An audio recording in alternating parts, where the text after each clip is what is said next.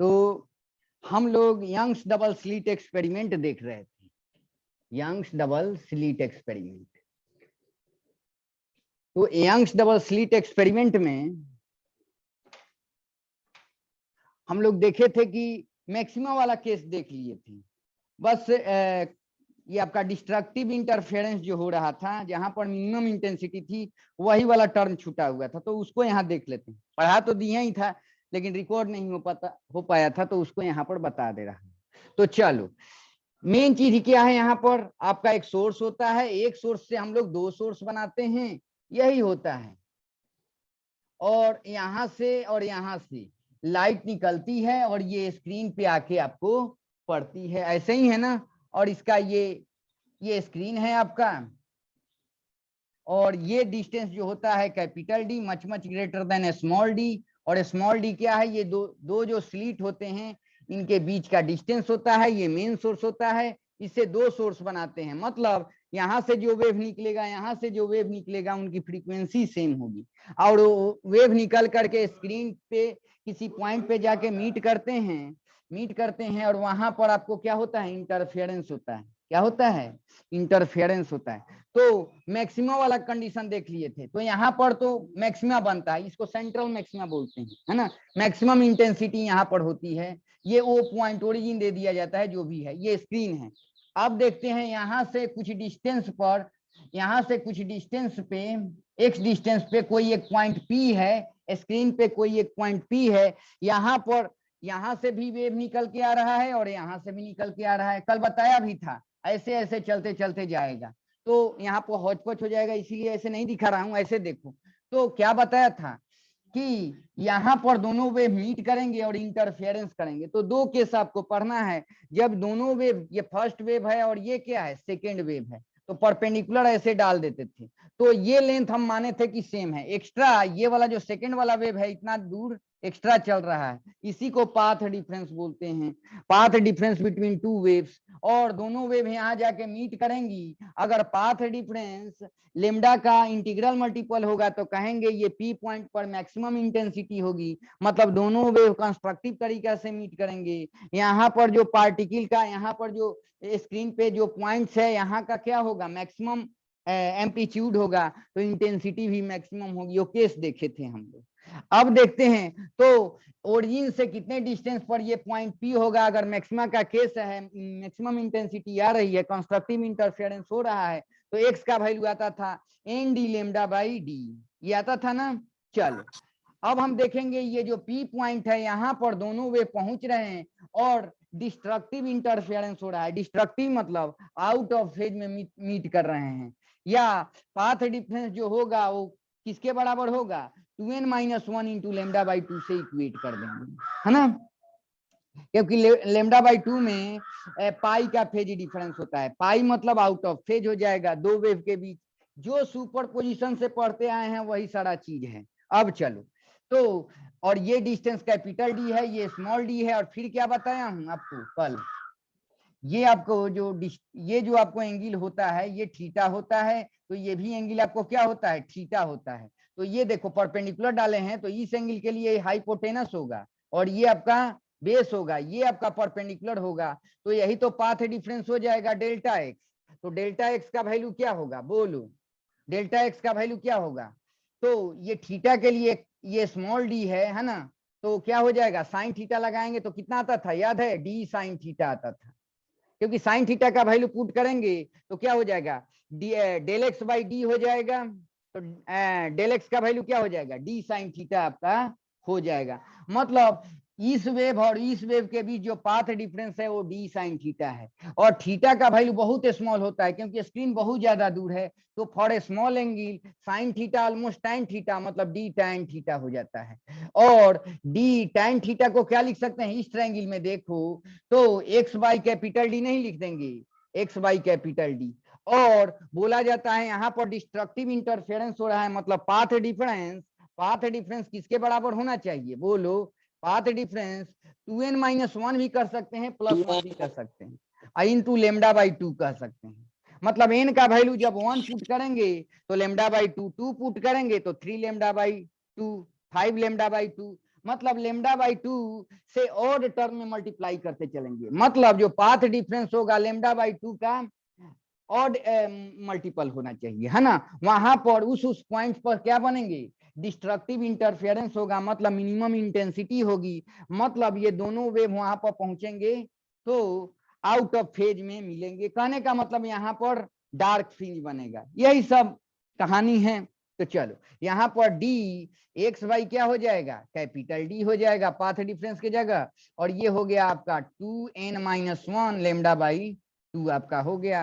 तो एक्स का वैल्यू पूछा जाता है कि सेंट्रल मैक्सिमा से कितने डिस्टेंस दूर ये पी पॉइंट होगा, तो उसकी वैल्यू क्या आ जाएगी, तो यहाँ पर लिख दे रहा हूं। तो एक्स फाइंड आउट करना रहता है, तो ये कैपिटल डी इधर आ जाएगा, स्मॉल डी इधर, तो 2n-1 इंटू ये क्या हो जाएगा, डी लेमडा बाई क्या हो जाएगा, 2d हो जाएगा।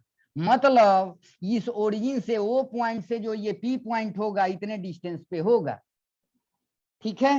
अब एन का वैल्यू इसमें पुट करते चलते हैं, एन का वैल्यू 1 पुट करेंगे तो आपका हो जाएगा, मतलब जो डार्क फ्रिंज बनेगा, मतलब मिनिमम इंटेंसिटी वाला जो पॉइंट होगा ओरिजिन से, वो कितने डिस्टेंस पर होगा, एन का वैल्यू 1 पुट करो तो 1 पुट करेंगे तो डी लेमडा बाई 2d हो जाएगा। मतलब यहां से इतने डिस्टेंस दूर आपको फर्स्ट वाला मिनिमम वाला पॉइंट मिलेगा जहां पर मिनिमम इंटेंसिटी होगी, मतलब यहाँ पर डिस्ट्रक्टिव इंटरफेरेंस हो रहा होगा। ओके, तो यही सब कॉन्सेप्ट है। एन का वैल्यू 2 पुट करेंगे, फिर एन का वैल्यू 3 पुट करेंगे और चलते रहेंगे हम, ठीक है। तो चलो यहाँ पर देखते हैं, तो इस पॉइंट्स पे क्या बनेंगे, इस पॉइंट्स पे क्या बनेंगे, ओरिजिन से इतने डिस्टेंस दूर इस पॉइंट्स पे आपको मिनिमम इंटेंसिटी वाला पॉइंट होगा, मतलब वहां पर डिस्ट्रक्टिव इंटरफेरेंस हो रहा होगा, है ना। तो वही होता है कंडीशन फॉर डार्क फ्रिंज, है ना, मतलब उस पॉइंट पर डार्क स्पॉट होगा, ठीक है। ब्राइट स्पॉट कहाँ कहाँ, सेंट्रल पर तो ब्राइट होगा, और यहाँ से देखे थे ना कितने डिस्टेंस पर बन रहा था, पढ़ाया भी था, है ना। Yes d lambda by d, है ना, n d lambda by d बनता था, और हाँ अगर एन का वैल्यू 1 पुट करें तो डी लेमडा बाई डी होगा। इसका मतलब यहाँ पर ब्राइट, फिर डी लेमडा बाई डी पर ब्राइट, उसके बीच में देखो हाफ है, उसके बीच में एक डार्क आ जाएगा। तो कल बताया भी था, यहाँ शॉर्ट में बता दे रहा हूँ यहाँ पर, कि अगर ये सेंटर है सही वो है तो यहाँ पर ब्राइट बनेगा, यहाँ पर डार्क बनेगा, तो यहाँ पर फिर ब्राइट बनेगा। ऐसे इमेजिन करो थोड़ा सा, है ना। कहने का मतलब इसका डिस्टेंस अगर 5 सेंटीमीटर है तो मतलब 10 सेंटीमीटर अगर ये हो जाएगा आपको, तो इसके बीच में जो पड़ेगा एक डार्क स्पॉट, मतलब मिनिमम वाला पॉइंट बनेगा। मतलब यहाँ पर दोनों वेव क्या डिस्ट्रक्टिव तरीके से मीट करेंगे, और यहाँ पर तो कंस्ट्रक्टिव तरीके से मीट करेंगे, यहाँ पर भी कंस्ट्रक्टिव तरीके से मीट करेंगे। ये अगर ओरिजिन वाला पॉइंट ले ले तो यहाँ पर पाथ डिफरेंस 0 आ रहा था, अच्छा यहाँ पर पाथ डिफरेंस लेमडा के बराबर आएगा, लेमडा मतलब कोई पाथ डिफरेंस नहीं एक तरीके से। फिर इसके बाद वाला 2 लेमडा पड़ जाएगा, वहां भी ब्राइट बनेगा, है ना। और जहां जहां डार्क बनेगा लेमडा बाई 2 का, जैसे लेमडा बाई 2, फिर 3 लेमडा बाई 2, फिर 5 लेमडा बाई 2, वहां वहां मिनिमम इंटेंसिटी बनेगा। मतलब कहीं भी क्वेश्चन में मिनिमम इंटेंसिटी लिखे, डार्क फ्रिंज लिखे, डिस्ट्रक्टिव लिखे, सबका समझ मीनिंग सब एक ही निकलता है। मिनिमम बोल दे तो 3-4 चीज समझ लेना है। मिनिमम इंटेंसिटी वहां पर प्रोड्यूस हो रहा है, मतलब दोनों डिस्ट्रक्टिव तरीके से मीट कर रहे हैं। देखो वेव ऑप्टिक्स बड़ा इंटेलिजेंट चीज है, इसका सेंट्रल पॉइंट जान जाओगे तो ये कुछ नहीं है। फिर कल मैं बैंड विथ के बारे में, ये आपको फ्रिंज विथ के बारे में बताया था, डार्क फ्रिंज विथ और ब्राइट फ्रिंज विथ भी बताया था। तो दो कंजेक्यूटिव जो मैक्सिमम इंटेंसिटी वाला पॉइंट है उनके बीच का डिस्टेंस, है ना। तो क्या आता था याद है, डी लेमडा बाई डी आता था, यही आता था ना। चलो यहाँ बता भी दे रहा हूँ। यस वो डार्क हो, डार्क फ्रिंज विथ हो या ब्राइट फ्रिंज विथ हो, उसका वैल्यू कितना आता था, D lambda by small D. तो देखो कैसे, तो फ्रिंज विथ का कंसेप्ट होता है, अभी ब्राइट का बता रहा हूं, दो कंजेक्यूटिव जो मैक्सिमा है, ऐसा समझो मैक्सिमा वाला चीज ज्यादा आप समझते हैं, यहाँ पर दो जैसे कंजेक्यूटिव लेना है, इसके बाद वाला जस्ट जो पॉइंट है वहां पर मैक्सिमम हो, यहाँ मैक्सिमा है, उसके बाद वाला जो मैक्सिमा है उनके बीच का जो डिस्टेंस होता है उसको फ्रिंज विथ बोलते हैं, ब्राइट फ्रिंज विथ बोलेंगे, है ना। तो देखते हैं घटा करके तो कितना आता था, D lambda by D small D.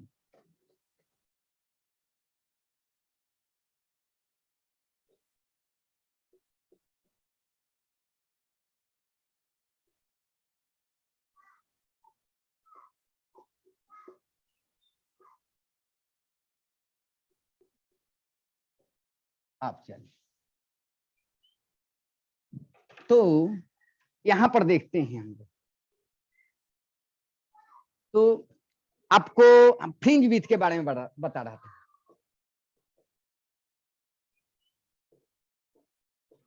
तो ब्राइट वाला कॉन्सेप्ट देखे थे हम लोग, कितना रहा था, सेंटर पर अगर उसको x0 बोले तो सेंटर से उसी का डिस्टेंस क्या होता है, वो तो 0 होगा।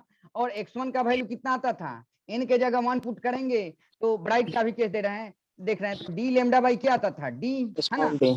हाँ, तो घटाएंगे, ये तो सेंटर वाला पॉइंट है, इसका जस्ट वाला जो मैक्सिमा बन रहा है वो कितने डिस्टेंस पर बन रहा है, आपको इतने डिस्टेंस पर बन रहा है, d lambda by d distance पर ये वाला पॉइंट है, तो इनके बीच का डिस्टेंस निकाल लो।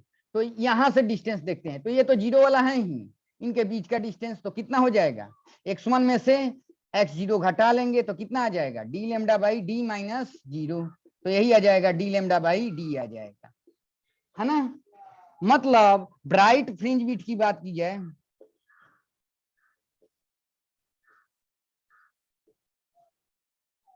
तो यही होता है, दो कंजेक्यूटिव मैक्सिमा के बीच का जो डिस्टेंस होता है या डिफरेंस कह लीजिए, तो d लैम्डा बाई d होता है ना। कल देखे थे, इसमें डार्क वाला में भी इतना ही आंसर आएगा, ठीक है। तो देखते हैं डार्क वाला भी, तो ये फ्रिंज विड्थ है तो किस पे डिपेंड करेगा, ये देखो, दो स्लिट के बीच का जो डिस्टेंस होता है स्मॉल डी होता है, उस पे डिपेंड करता है, इसको बीटा से भी डिनोट करते हैं, आप टारगेट में है तो जानते हैं। तो और स्क्रीन और दो जो स्लिट्स हैं उनके बीच के डिस्टेंस पर डिपेंड करेगा, और लैम्डा जो मोनोक्रोमेटिक लाइट यूज हो रहा है उस पे डिपेंड करता है ना, ये जो ब्राइट फ्रिंज विड्थ है, ठीक है। तो चलो अब डार्क का केस देखते हैं।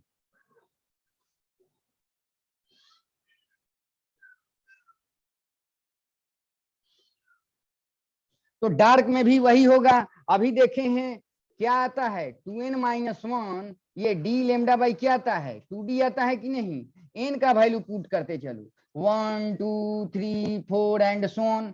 तो x1 देखो कि सेंटर अगर ये ओरिजिन है, इसके बाद वाला जस्ट कहां पर मिनिमा बन रहा है उसको x1 बोला जाएगा। तो देखो n का वैल्यू 1 पुट करो तो क्या हो जाएगा, d लैम्डा बाई 2d हो जाएगा, ठीक है। अच्छा, इसके जस्ट बाद वाला जो मिनिमा बनेगा उसको देखो, उसको x2 बोल देंगे, इसमें इनका वैल्यू 2 पुट करो, 2 पुट करोगे तो कितना हो जाएगा 3d लैम्डा बाई क्या हो जाएगा 2d, इसमें से इसको घटा दो, है ना, तो यही हो जाएगा डार्क फ्रिंज विड्थ, है ना। तो बीटा का वैल्यू हो जाएगा x2 माइनस x1, दो कंजेक्यूटिव मिनिमा को घटा दो, मिनिमा के जो डिस्टेंस उनके बीच का जो डिस्टेंस है उसी को बोलते हैं, है ना। तो x2 का वैल्यू 3d लैम्डा बाई क्या है 2d, और माइनस ये क्या हो जाएगा d लैम्डा बाई 2d हो जाएगा, ये 2d आ जाएगा, तो ये देखो 3d लैम्डा में से d लैम्डा घट जाएगा तो कितना 2d लैम्डा हो जाएगा 2d, देखो 2 2 कट गया तो d लैम्डा बाई क्या हो जाएगा d नहीं आ गया। तो जो ब्राइट फ्रिंज विड्थ का वैल्यू आ रहा था वही डार्क फ्रिंज विड्थ का भी वैल्यू आ रहा है ना। मतलब एक लाइन बस याद रखेंगे, है ना, फ्रिंज विड्थ बोल देंगे, फ्रिंज विड्थ, और फॉर्मूला याद रखना जहां पढ़ते हो D lambda by small D होता है, मतलब जो फ्रिंज विड्थ डिपेंड करता है वो कैपिटल डी पे डिपेंड करता है, स्मॉल डी पे डिपेंड करता है और लैम्डा पर डिपेंड करता है। और ये तीनों टर्म का मीनिंग जानते हैं, स्मॉल डी क्या है, दो स्लिट के बीच का डिस्टेंस है, और कैपिटल डी क्या है, दो स्लिट और स्क्रीन के जो बीच का ये गैप है उसको बोलते हैं, उस डिस्टेंस को बोलते हैं। और लैम्डा जो मोनोक्रोमेटिक लाइट यूज हो रहा है उसको बोला जा रहा है, ठीक है। तो अब बोला जा रहा है कि मैं लाइट चैप्टर रे ऑप्टिक्स आपको पढ़ाया हूं, जब लाइट एक मीडियम से दूसरे मीडियम में जाती है, एक मीडियम से दूसरे मीडियम में जाती है तो उसमें बेंडिंग होती है, आप पढ़े भी हैं। तो कहा जाता है कि यंग्स डबल स्लिट एक्सपेरिमेंट का जो सेटअप है उसको एयर से हटा करके मान लेते हैं किसी ऐसे मीडियम में ले जा करके प्लेस कर दिया गया, ऐसे मीडियम में जाके एक्सपेरिमेंट किया जा रहा है जहां पर लाइट दोनों स्लिट से जो लाइट चल रही है तो उसमें का मीडियम एयर ना हो, अदर देन एयर हो, तो क्या मान लेते हैं उसका रिफ्लेक्टिव इंडेक्स म्यू है, तो जो बीटा का वैल्यू होगा जानते हैं वेवलेंथ कम हो जाता है कि नहीं, आप रे ऑप्टिक्स में पढ़े हैं, क्वेश्चन भी ऑफलाइन में बनवाया था कि frequency is the property of source, अगर लाइट रे रेयरर से डेंसर में जाती है तो स्पीड क्या होता है उसका, तो वही रिलेशन आपका लेमडा का होता है, तो लेमडा भी क्या होगा, म्यू टाइम्स डिक्रीज हो जाएगा। मतलब फ्रिंज विथ जो है बीटा जो है वो क्या हो जाएगा, डी। ये तो चेंज नहीं हो रहा है, ये चेंज हो जा रहा है, तो लेमडा बाई म्यू हो जाएगा। मतलब बीटा डैश का वैल्यू क्या हो जाएगा बोलो तो, बीटा बाई म्यू हो जाएगा। मतलब एयर के केस में जो फ्रिंज विथ का वैल्यू था म्यू टाइम्स डिक्रीज कर जाएगा, हो जाएगा कि नहीं। तो ऐसे है यंग्स डबल स्लिट एक्सपेरिमेंट का सेटअप है, अभी एयर में है, इसको उठा करके दूसरे मीडियम में लेके चले जा रहे हैं। तो जो दोनों वेव ट्रेवल कर रही हैं उधर का मीडियम अब एयर नहीं रहा, उसमें का बीच का मीडियम एयर नहीं रहा, अदर देन एयर है। और उस मीडियम का जो रिफ्रैक्टिव इंडेक्स होगा उसको बटा में यहाँ कर देंगे। तो पहले जो फ्रिंज विड्थ का वैल्यू आ रहा था, मान लेते हैं एग्जांपल के लिए 10 सेंटीमीटर, और इसका 2 दे दिया है रिफ्रैक्टिव इंडेक्स का वैल्यू, तो 5 हो जाएगा। अब फ्रिंज विड्थ का वैल्यू क्या हो जाएगा, 5 हो जाएगा। ओके, तो मतलब म्यू टाइम से डिक्रीज कर जाएगा। और ये पूछा भी है आपको AIPMT में। एक तो ये हो गया, आपको कल एक क्वेश्चन भी कराया था इससे रिलेटेड।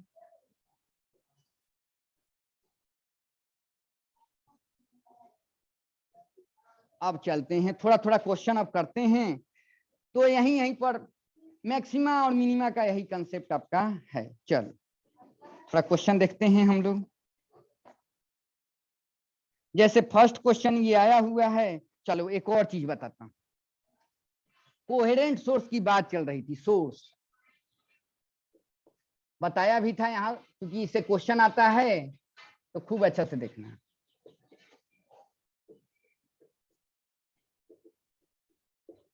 और दूसरा क्या है, इनकोहेरेंट सोर्स।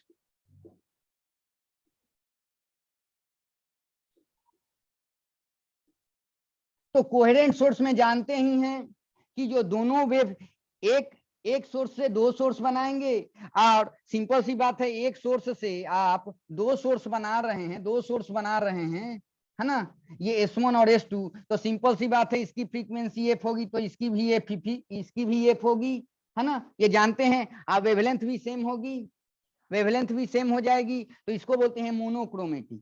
क्या बोलते हैं। और इनिशियली अगर कोई फेज डिफरेंस है, ये फर्स्ट वेव निकल रहा है, ये सेकंड वेव निकल रहा है, इनिशियली जो इनके बीच फेज डिफरेंस होगा, है ना, वो कांस्टेंट होना चाहिए। 60 डिग्री हो 90 डिग्री हो, जो भी फेज डिफरेंस मेंटेन हो जाएगा। यहाँ से जो वेव चल रही है, यहाँ से जो वेव चल रही है, तो इनिशियल फेज डिफरेंस जो होगा वो कांस्टेंट होना चाहिए, टाइम के साथ वैरी नहीं करना चाहिए। क्योंकि दोनों वेव मान लेते हैं इस पॉइंट पे मीट कर रहे हैं, तो यहाँ पर वेरिएशन फेज डिफरेंस में नहीं होना चाहिए। दोनों वेव जो यहाँ मीट कर रहे हूँ उनके बीच अगर फेज डिफरेंस इनिशियली जो बना हुआ है वही बना रहे, चेंज ना हो, है ना, और सेम फ्रीक्वेंसी हो, कहने का मतलब सेम वेवलेंथ हो।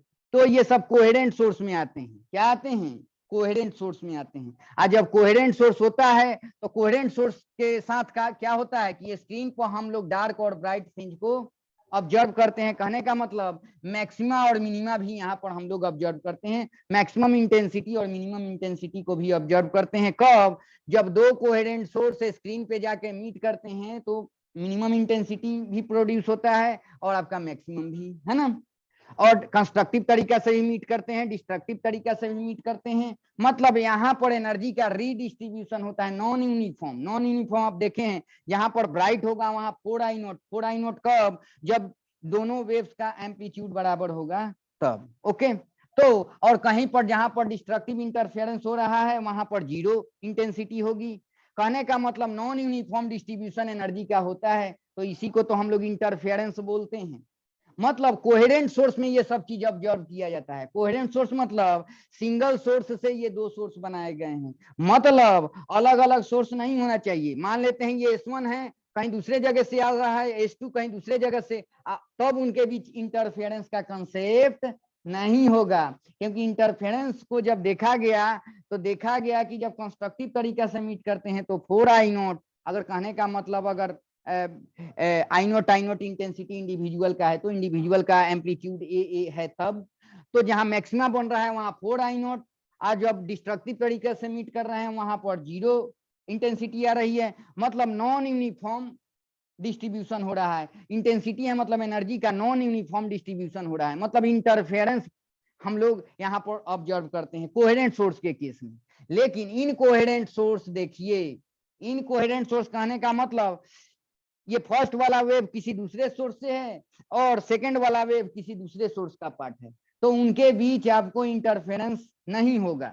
क्यों नहीं होगा? क्योंकि दोनों वेव सेम सोर्स के पार्ट नहीं है। सेम सोर्स के पार्ट मतलब दोनों की फ्रीक्वेंसी अलग अलग होगी, सेम नहीं होगी। हमको फ्रीक्वेंसी को सेम करना पड़ेगा। जब जो दोनों वेव लिए हैं, दोनों वेव का ओमेगा सेम होना चाहिए। ओमेगा सेम मतलब एफ सेम होना चाहिए। और इनिशियली कुछ फेज डिफरेंस है, वो फेज डिफरेंस कांस्टेंट मेंटेन होना चाहिए। टाइम के साथ वो फेज डिफरेंस जो दोनों वेव्स के बीच है वो चेंज नहीं होना चाहिए। लेकिन इनकोहेरेंट सोर्स में क्या होता है कि यहाँ पर दो सोर्स है, मान लेते हैं यहाँ से वेव 1 निकल रहा है, यहाँ से 2, लेकिन ये जो आया है इधर से आया है, इधर से कहीं से आया है, ये दूसरे मतलब दूसरे सोर्स से ये है, ये दूसरे सोर्स से है ना। मान लेते हैं इसकी फ्रीक्वेंसी f1 है, इसकी f2 है, मतलब दोनों वेव जो निकल करके स्क्रीन पे जा रहे हैं उनकी फ्रीक्वेंसी अलग अलग है, मतलब उनके बीच हम लोग इंटरफेरेंस पैटर्न को नहीं देखते हैं, इंटरफेरेंस कंसेप्ट को नहीं ऑब्जर्व करते हैं। मतलब इनकोहेरेंट सोर्स के केस में हमारा इंटरफेरेंस का कंसेप्ट नहीं आता है। तो अब देखना दोनों में क्या अंतर है, आपको नीट में पूछा हुआ है। तो इतना आप समझ में आ रहा है, 4-5 लेक्चर हो गया आपको कि कोहेरेंट सोर्स का होना फॉर सस्टेन्ड इंटरफेरेंस, इसीलिए बोला जाता है for sustained interference coherent source को लेना ही लेना होगा। क्योंकि दो वेव को हम लोग मीट कराते हैं और दोनों वेव की फ्रीक्वेंसी सेम होनी चाहिए, और इनिशियली फेज डिफरेंस कुछ अगर बना है तो कांस्टेंट फेज डिफरेंस हो तो कोहेरेंट सोर्स का ये सब कंसेप्ट हम लोग लेकर के चलते हैं और उसमें इंटरफेरेंस पैटर्न को हम लोग ऑब्जर्व करते हैं। अब इनकोहेरेंट सोर्स का केस देखते हैं। दोनों में डिफरेंस एक बार पूछा हुआ था ऑप्शन में। अब यहां पर देखिए, जो दो वेव जब सुपर पोजिशन से बता रहा था, सेम चीज वही है, थोड़ा थोड़ा का अंतर होता है, सब पिछले क्लास में देखे भी थे। तो जो रिजल्टेंट इंटेंसिटी है, पहले रिजल्टेंट एम्पलीट्यूड बता दे रहा हूं, जब दो वेव मीट कर रहे थे तो सुपर पोजिशन वाला केस भी बता दे रहा हूं। देखो a square is equal to, ऐसे लिख सकते हैं, देखो a1 square plus a2 square plus 2a1a2 cos phi. Starting यहीं से किया था कि जो दो वेव मीट कर रहे हैं, सुपर पोजिशन जब हो रहा है तो रिजल्टेंट एम्पलीट्यूड ये आता था, वही इधर रूट हो जाएगा। इसमें फाई क्या होता था? Phase difference between two waves. ठीक है, अब इनकोहेरेंट की बात चल रही है। जानते हो इनकोहेरेंट सोर्स में अभी इंटेंसिटी में कन्वर्ट करता हूं तो रिजल्टेंट इंटेंसिटी आई हो जाएगा, क्योंकि एम्पलीट्यूड स्क्वायर होता है, और ये क्या हो जाएगा, ये I1 हो जाएगा प्लस ये I2 हो जाएगा प्लस ये 2, इसके जगह क्या लिख देंगे बोलो, √I1 √I2, और ये क्या हो जाएगा, cos फाई हो जाएगा। अब देखो यहीं पर जब दोनों वेव मान लेते हैं इनकोहेरेंट है, इनकोहेरेंट मतलब अलग अलग फ्रीक्वेंसी है उनके, मतलब सेम सोर्स के पार्ट नहीं है, तब जानते हो cos फाई का अगर एवरेज वैल्यू लें, cos फाई का एवरेज वैल्यू लें वो 0 आता है ओवरऑल। एवरेज कहने का मतलब एक टाइम पीरियड में तो 0 आता है, तो जो रिजल्टेंट इंटेंसिटी होगी वो I1 प्लस I2 हो जाएगी, क्योंकि ये जब 0 होगा तो ये टर्म 0 हो जाएगी, तो ये क्या हो जाएगा, I1 प्लस I2। तो जो रिजल्टेंट इंटेंसिटी का वैल्यू आ जाएगा यहाँ पर I1 प्लस I2। ठीक है, तो ये इनकोहेरेंट सोर्स के केस में होगा कि रिजल्टेंट जो इंटेंसिटी का वैल्यू आएगा यहाँ पर I1 प्लस I2 होगा। ठीक है, क्यों? क्योंकि एवरेज जो फाई यहाँ तो phase difference between two waves हैं, तो जब इनकोहेरेंट सोर्स लेंगे तो इनका एवरेज वैल्यू जब देखा गया तो 0 आता है। cos फाई का एवरेज वैल्यू एक टाइम पीरियड में देखा जाता है, तो यहाँ पर 0 आया, मतलब रिजल्टेंट जो इंटेंसिटी है इनकोहेरेंट सोर्स के केस में I1 प्लस I2 आता है। लेकिन आप कोहेरेंट सोर्स के केस का सारा कंसेप्ट जानते हैं कि यहाँ पर cos फाई का वैल्यू वैरी करेगा -1 से +1 के बीच में। जब +1 होगा तो वहां पर इंटेंसिटी मैक्सिमम होगी, और इंटेंसिटी हो जाएगी आपको, अगर इंडिविजुअल का एम्पलीट्यूड ए है तो ये हो जाएगा आपका 4I0। अगर इंडिविजुअल का इंटेंसिटी I0 है तो 4I0। मिनिमम में क्या हो जाता था, 0। मतलब अगर कोहेरेंट सोर्स है तो खूब पढ़े भी हैं, 3-4 लेक्चर में जो पढ़े हैं वो सब कोहेरेंट सोर्स का पोर्शन पढ़े हुए हैं।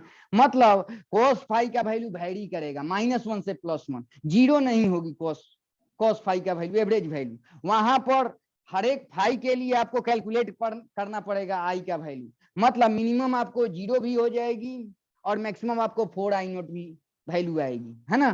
कहने का मतलब कोहेरेंट सोर्स के केस में जो इंटेंसिटी है वो वैरी कर रही है, और इसके केस में क्या है, I1 plus I2 constant maintain है, फेज डिफरेंस जो भी हो, है ना। यहाँ पर क्या है, I1 प्लस I2 है, अगर इंडिविजुअल का I0 कर दें तो I का वैल्यू क्या हो जाएगा, 2i0 हो जाएगा इनकोहेरेंट सोर्स के केस में, इनकोहेरेंट सोर्स के केस में, है ना।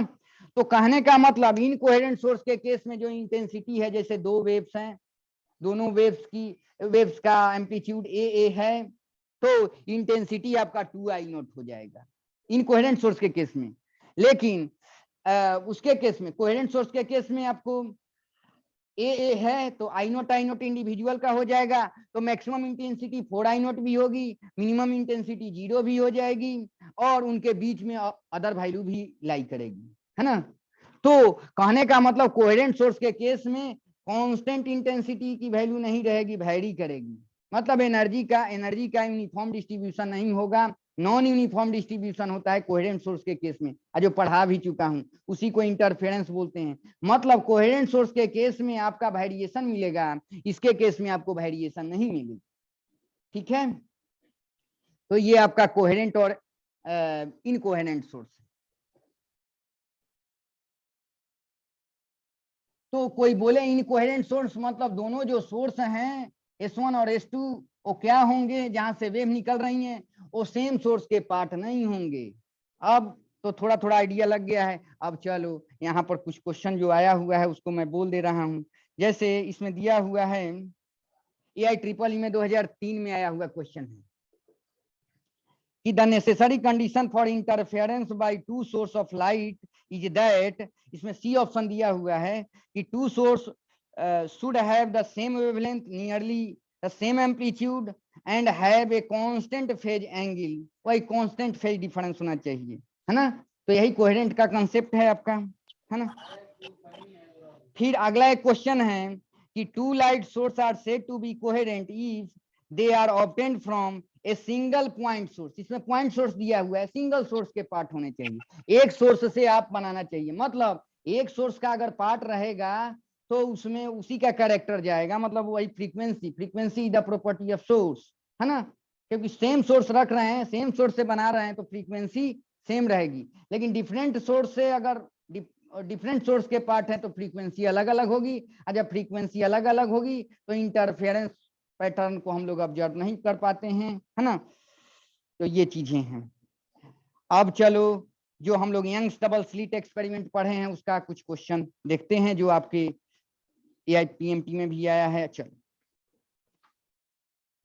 अब इनकोहेरेंट सोर्स को भूल जाओ तो बता भी दिया, आएगा डिफरेंस लिख देना। अभी तक जो पढ़ते आए हैं कोहेरेंट सोर्स का केस पढ़ते आए हैं, maximum intensity, minimum intensity, constructive interference, destructive interference, ये सब पढ़ते आए हैं।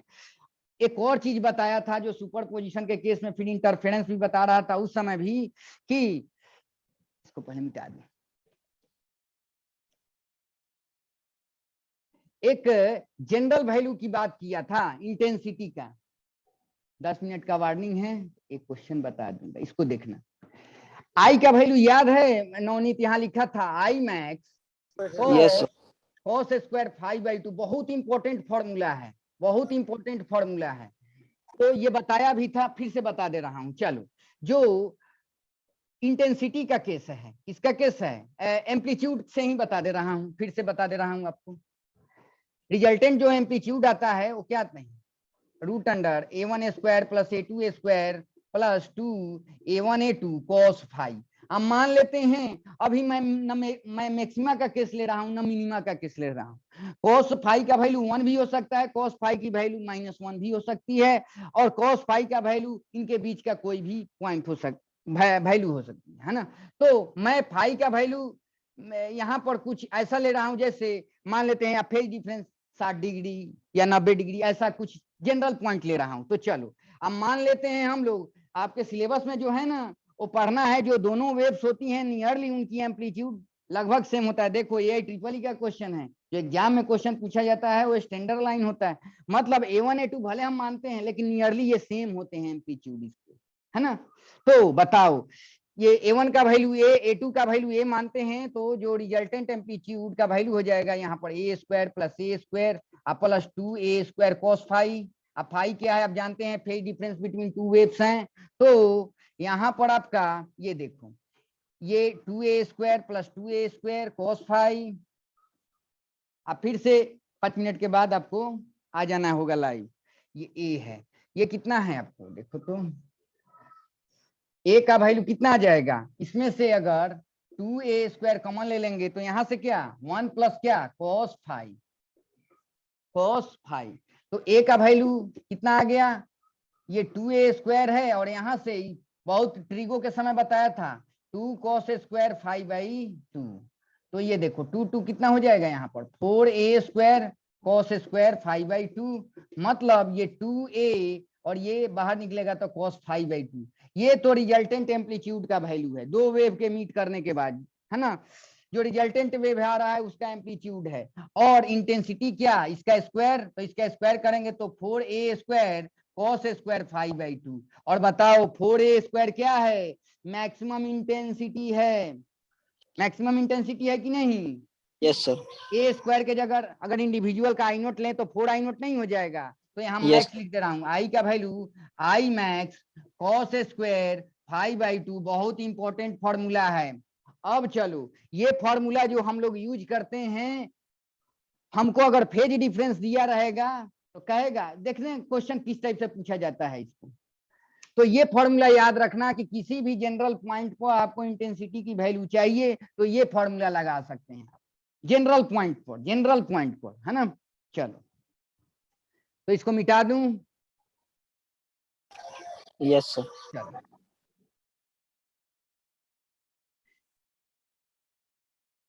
अब आप चेक करना चाहते हैं कि ये वैलिड है कि नहीं, तो चेक करो, देखो इसमें आप क्या मानते हैं, कंस्ट्रक्टिव तरीका से कंस्ट्रक्टिव इंटरफेरेंस कब होता है, जब फेज डिफरेंस क्या हो 2 पाई का इंटीग्रल मल्टीपल हो। तो देखो 5 phase difference between two waves है, 2 पाई वैल्यू रखोगे तो 2 पाई बाई 2 कट जाएगा तो पाई होगा कि नहीं यहाँ।